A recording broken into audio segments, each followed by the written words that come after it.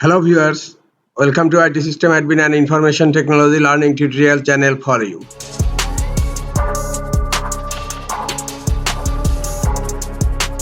In this tutorial, I am going to show you how to compress to zip file in Windows 11 computer. Sometimes it becomes very important for you, so don't forget to watch full video.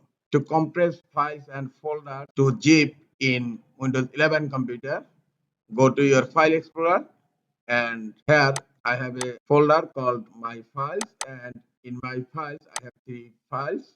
Now I want to compress this folder into zip. Right click on this folder, and here you will find an option compress to zip file.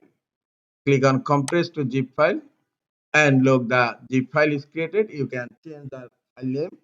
I am changing the name personal. I'm going to open the zip file. Look, my file is in here, and look, all files are compressed in this personal zip file. This is all for today. Hope this tutorial is helpful for you. Keep watching for next tutorial. Thank you very much.